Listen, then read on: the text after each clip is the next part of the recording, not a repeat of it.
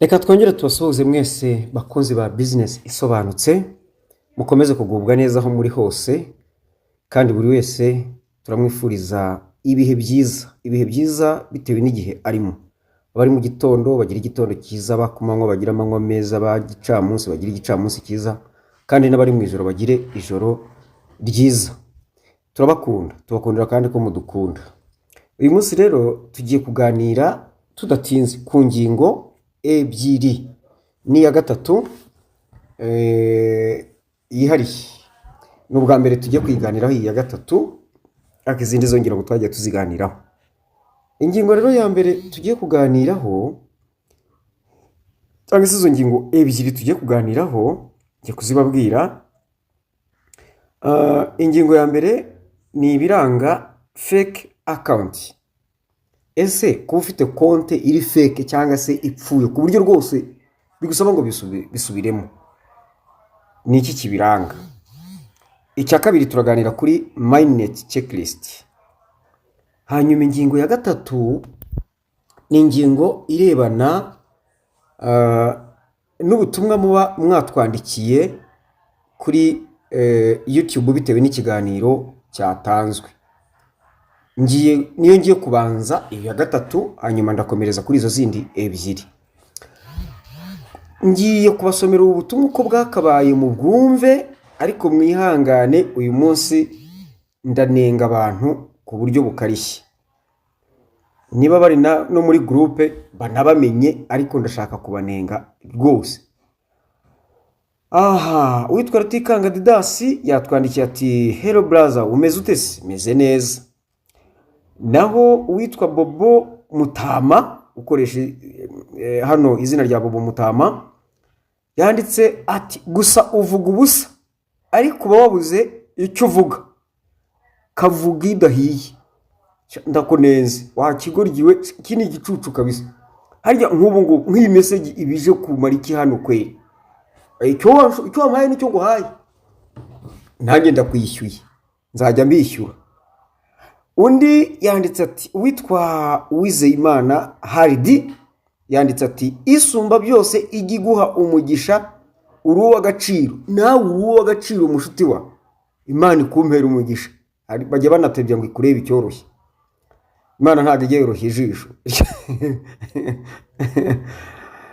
Uwitwa Ntiyamira Jean Paul yanditse ati hello, erega hari abantu hano batwandikira ntitubavuga amazina tugasubiza gusa, ariko ni byiza ko tuzajya tubavuga tukabashimira, ariko abavuze nabi tukabanenga. Yanditse ati hello, turakwemera cyane, komerezaho, urakoze gushima, kandi namwe mujye mutwungura ibitekerezo nshuti yanjye. Uwitwa GB Empire ati komera nawe mushuti wa. Uyu ndagira ngo bamenyeshe ko ibi biganiro byose mubona hamwe na bagenzi be nibo babitunganya bakabibagezaho. Jewe nzi kuvuga gusa ibindi nibo gusa, mumushimirire cyane. Uwitwa Vivine 87 uwingeneye yanditse ati komerezaho muntu wanjye, urakoze cyane muntu wanjye, nawe urakoze rwose. Uwitwa Jacques Hagenimana yanditse ati natwe turagukunda n'ukuri, nanjye ndabakunda n'ukuri, kandi bakundira ko mu nkundu unyanga nanjye nzamwanga nzabyiga, nubwo ntajya ngira urwango ariko nzabyiga. Pogariwe muzajya mutuma mvuga amagambo akomeye. Baca umugani mu Kinyarwanda ngo usurira utamusurira mwita ikiburani. Ayiwa we, turajya tubadoma. Uwitwa Rurangwa Gakuru Jemuve yanditse ati cyane rwose views zirakenewe kabisa, ariko natwe hari ubumenyi dukuramo, ahubwo uwatwaka amafaranga ntekereza ko ataba make. Gukora subscription na like ntaribi rwose. Karambe nshuti nk'amaguru, uvuze neza kandi birumvikana, ahubwo ndaza kujya nyabaca mu minsi izaza, buretse bari abigira kuri ya bwose zabureba. Reka ngwingwe ntiyari gufata ku gakano, yarabyigishijwe. Uwitwa niyo mwungeri Aline yanditse ati I'm the first, nukuri nkubita ka views n'aka like, rwose n'agasubscribe. Urakoze cyane Aline. Uwitwa Muhire Leonce yanditse ati abo bakunenga nabo bazajye bakora ibiganiro byiza nk'ibyawe nabo tubahe views.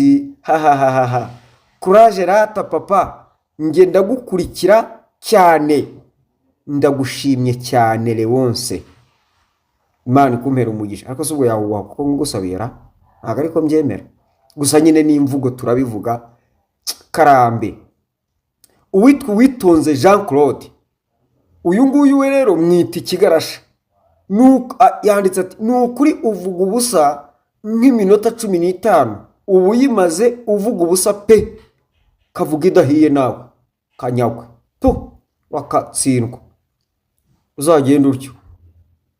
Mumbabarire mbikore kuko ndimo ndivura umujinya nanjye buriya.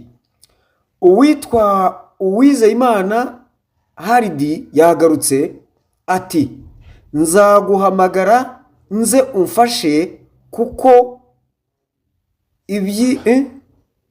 iby'ikoranabuhanga ubwo wenda niko yashatse kuvuga. Nzagufasha Uwizeyima, nzagufasha pe, ariko hari abo nzaca amafaranga bihorere buriya ndimo ndabyigaho. Uwitwa inde ndarya Most Limited, aha, aranditse ati ibyo uvuga ni ukuri, ibintu ni magirirane, ni ukuri inshuti nk'amaguru, ni magirirane pe, kubaho ni ukubana. Muri Bibiliya abakristo bafite isomo rivuga ngo si byiza ko umuntu aba wenyine. Ntago biba burya bireba umugabo n'umugore, oya, si byiza ko umuntu aba wenyine. Umuntu agomba kubana n'abandi, akabana n'ibintu kandi. Uwitwa Rutikanga Didas nawe yagarutse yanditse ati erega hari abantu bafite ibitekerezo byagwingiye, ni ukuri pe. Reka nkubwire, simbifurije kugwingira ariko baragahora bagwingiye abangaba. Burya ngo umwana umeze atera ngo umwana umeze ateye sinibutse neza ukuntu bawuca ngo umwana uzapfa ahora arwaye, ni umugani mushya. Umwana uzapfa ahora arwaye, dore ni nk'aba ngaba. Uwizeyimana Haridi yagarutse nanone, iso ni message 3 yanditse ati Pi wallet zo tumayininga kuri Telegram nazo agaciro nkazo ni Pi network. Oya, yo kuri Telegram ntago tubimayininga, ahubwo wenda no kutabisobanukirwa. Hari ntago bazimayininga, ahubwo tujyayo ni urubuga tufatira amakuru nkuko twakuvuga kuri WhatsApp cyangwa se kuri Facebook n'ibindi, ni imbuga nkoranyambaga nazo. Ngizo message mwatwandikiye ndazishubije, ahanini najyaga zisoma nkazisubiza, ntibimenye ndumva nagize igitekerezo cyo kuvuga ko nazajya nzisoma kugira ngo abantu bazimenye rwose. Umuntu nuzumve ko wanirengagijwe ukanyagwa, ukuri mu bamukora buriya ahanini mbabwira ngo content nzikura mu byo muba mwabajije mwebwe, ntabwo mubizi ariko niho nzikura pe icyo giciyeho. Reka twigire ku ngingo nyamukuru kuko uyu munsi ndashaka ko dukoresha iminota mike yo kujya ibarambira, ntago ari byiza nanone, usibye ko hari igihe biba byabaye ngombwa. Fake account, hari ibintu bibiri ngiye kubabwira biranga fake account. Ikintu cya mbere ni phone number itariyo. Urugero, nimero yanjye ya telefone ni 0788321418. None ugasanga ndaregisterinze Pi ndanditse ngo 0788321418. urumva ko kuri kane nongiyeho kane. Noneho nkagenda nkaregisteringa nkazanakora KYC nta kibazo. Iyi konte totalema irapfuye, kuko iyi konte nta hantu ihuriye n'ibyangombwa bibaruyeho iyi nimero yawe ya telefone ya nyayo. Inama nagiriye abantu bameze batyo bafite ikibazo nk'iki ngiki ni ugukora indi konte mu maguru mashya. Aya mezi angahe turi mu kwezi kwa munani, ukwa munani, ukwa cyenda, ukwa 10, 11, 12, samezi 5 ibi bintu nubikora vuba mu by'ukuri uzaba ufite payi zitari munsi ya 15 mu gihe cya open mainnet, kandi dufite icyizere yuko nyuma ya open mainnet itazabera rimwe ku bantu bose, hari abazakomeza kumayininga. Ndagusabye registering indi payi hakiri kare ukibona iki kintu. Ikindi cya kabiri kiranga fake account cyangwa se konti ipfuye, ni amazina atariyo. Ugasanga umuntu wenda yitwa Gashugi, mu kuregisteringa yanditse Gashugo, hanyuma indangamuntu yazajya gukora KYC ikagaragaza Gashugi, yajya bikubitamo bikanga, iyo konte irapfuye. Hari uburyo bwo kubikosora ibyo ngibyo. Nimero ya telefone nta hantu turabona bayikosora, ariko nibibaho tabara ubikore. Niba byanagiyeho n'ubu ngubu tabara ubikore, cyangwa se uturusha amakuru akabazi ko bikorwa, ngewe nkaba mbihamya kubera ko ayo makuru ntarayamenya, ntabwo tuyabonera rimwe. Tabara ubikore. Urugero, hari nk'amakuru yasohotse uyu munsi, hari abantu biriwe banyereka message babahaye, ariko ndaje ndayivuga iyo message nayo, ariko ngewe ndamayininze, namayininze barabima, ngewe ndamayininze nonaha ntabyo bampaye. Urumva ko bitatugereraho rimwe, bitutabibonera rimwe twese. Rero nawe bashobora kuba baraguhaye kwa updatinga izo nimero zawe, kuzeditinga, kuzihindura. Ntaho mbizi, ntaho ndanabyumva, icyo nzi ni cy'amazina. Ariko niba bihari duha amakuru bifashe n'abandi, ubyandika muri comment. Rwose simbabujije kwandika muri comment, ariko izi comment ngiye kujya nzisoma muzimenye nukuri pe, kuko ibi bintu bikojeje isoni. Mvuga n'aya mazina kugira ngo abantu naze ku cy'umuntu yumva ko yajya ku karubanda akagira nabi bagaceceka, akumva yuko batamuvuga ngo bamumenye, araka buri cyago tagariwe. Hanyuma rero aya mazina yo haracyariho uburyo bwo gukosorwa mu gihe batarabufunga, yakosore. Ariko yakosore uvuga uti ninjya gukora KYC nzuzuzamo yandi y'ukuri, noneho bazajya kwemeza ahandi nakosoye barebeye kuyo natanze muri KYC.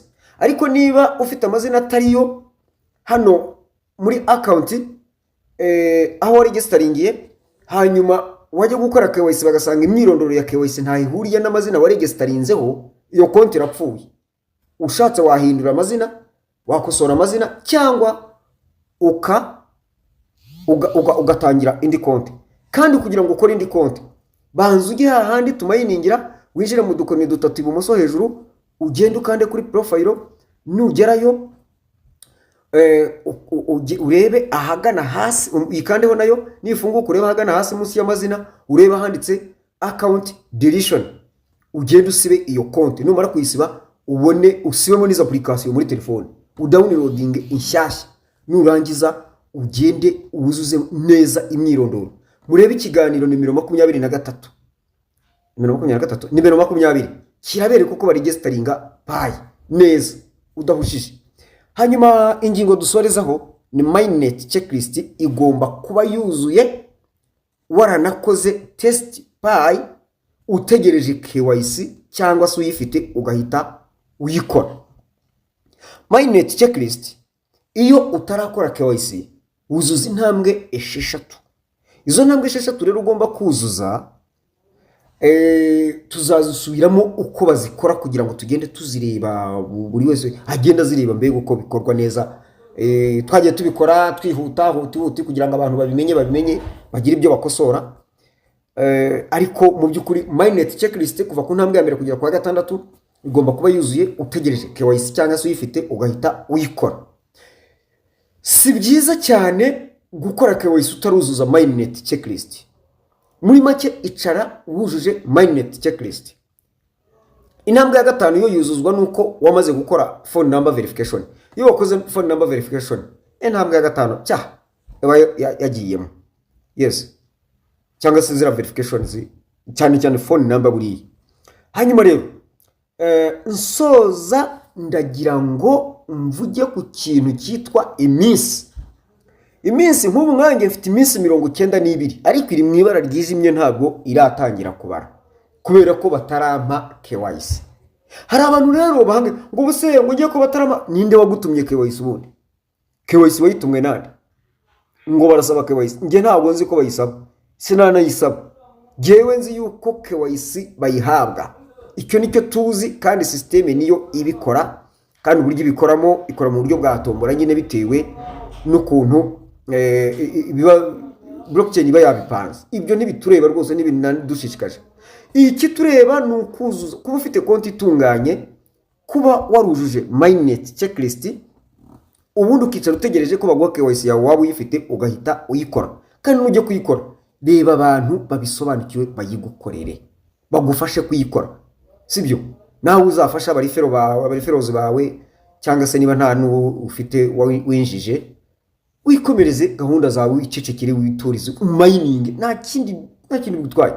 N'aba ngaba baza kwirirwa bashogoranya baterana amagambo, harya abantu bafite amaraso yo gushaka gushotorana gusa nta n'ikindi. Karagutuka uvuze nabi ibintu bisubiyemo, ubuza abakristo ko batararekarama yuko Bibiliya bayisubiramo. Nta kindi kintu bazana, nta murongo mushyashya muri Bibiliya bazana, wa wundi wanditswe hashize imyaka irenga 1000 niba bingahe. Harabavuga 1010, harabavuga ibintu, iyo mirongo nihoraho. Ariko nta uravuga ibyo ngibyo ni bya buri mwanya, muhora mubizana, nta urabivuga. Uretse nta wundi ushaka kuvuga, nuba ushaka no kuvuga ntange ndabishoboye, ntange nzajya mbabwira nabi, hanyuma duhangane turebe. Habiri mari mamwe mutazi iyo biva niyo bijya. Ibintu niba utabishaka bireki wizengereza abantu, cyangwa se ucece ku kiyo ngiyo tokariwe. Reka rata twikomereze mwebwe turi kumwe, abumva ibyo mukeneye ibi. Muri Bibiliya haranditse ngo kwizera mukongereho urukundo murwongereho, kumenya mu byongereho, kwiringira mu byongereho, kwizera gutyo iki niki. Ntago bitondetse nkuko bitondetse, ariko buri kimwe cyose ngo iki mucyongereho, iki kimucyongereho, iki mucyongereho iki. Kandi ngo ibyo mwari mukwiye kubikora, ariko na bya bindi ntimubireke. Niko ye binduza kuteza abantu kambaya hano akavuyo. Kora ibyaho bikorera iyo ngiye, natwe ibyacu tubikorera ahangaha. Ni ukuri. Kandi reka nkubwire, niba uri no ku rubuga hano, ni nkuvumbura nzajya ngukura ugende cyo kusakuriza iyo ngiyo mu ishyamba, ubinyeshyamba bigira inzira. Mwambabaje rwose, ndashaka views ndazishaka nyinshi cyane, ndetse subscribe ndazishaka, views ndazishaka, like ndazishaka, comment ndazishaka. Gusa ntabwo zitwigishije koko. Nawe wabajije ikibazo twigiyeho, kandi hari ababaza ibibazo bikomeye. Ariko mfite ideni umuntu bita Gerard mufite ideni, ntabwo nshaka kurivuga hano, ariko ndagira ngo nkumenyeshe yuko iryo sezerano nzariguha, ariko ndashaka kuriguha neza nditotoye. No kuri pe ni isomo yadusabye ko twatanga, kandi ndimo ndaritegura, nongeye kubisubiramo nejo, nabivuze niba tarejo bundi banavuze byinshi bimwe nkanabyibagirwa. Mana yamaye ururimi impana amagambo, reka mvuge icy'ingenzi nuko abwirwa benshi akumva bene yo. Kandi burya niba hari n'abanyita umusazi arasara akagwa ku ijambo, nindigwa ujye uvuga uti ndaribonye. Reka rero dusoreze ahangaha. Nukuri tubibutse gukora subscribe batarayikora, tubasabe kwandika muri comment, tubasabe gukanda kuri like, tubasabe kumva iki kiganiro ukajya ukirangiza, ariko tubasabe no gusharinga mu bisangize bagenzi banyu. Hanyuma link ya group tuyishyira muri description, ujya munsi y'amagambo, ayo magambo titre y'amagambo, titre y'uyu munsi nyine wayikandamo ukareba hasi handitse description, ukayikandaho ugahita ubanaho link ya group abashaka kujyamo, mukajyamo mukaza tukaguma hamwe, tubungabunga ibyacu, tugume hamwe kugira ngo tumenye byinshi. Hari byinshi ubu tutarababwira, naho ubundi abantu bazahenga muhumbije ijisho babasi ngayo nguko. Reka rero turekera ahangaha, ndagira ngo tujye dukoresha iminota mikeya n'ibinshobokera, nitubitwara gakeya. Ubu ngubu ngira ngo pressure imaze kugabanyuka, byinshi tumaze kubimenya, tugiye kujya dukoresha iminota mike itarenze 20 nibura, dukora umuti, ubundi twikubitire twimanukire, dukomeze turyoherwe dutegereje payi izadukura mu bukene. Ngira ngo nibwo burimo gutuma turyana bwukatsindwa. Reka twimenyereze kubaho nk'abakire, twumva ko ibibazo byose bishira. Aragakora se k'abakirisitu kajya kavuga ngo ibyo byose mubona bizagira iherezo, ibyo byose mubona bizagira iherezo. Kera nari umuririmbyi de ubukene mubona buzagira iherezo, ibyo byose mubona bizagira iherezo, umwiryane mubona nawe uzagira iherezo, ibyo byose mubona bizagira iherezo. Ubwo mwampaye amashyi mwumvise ko mbishoboye. Naho ubutaha murakoze, mugubwe neza.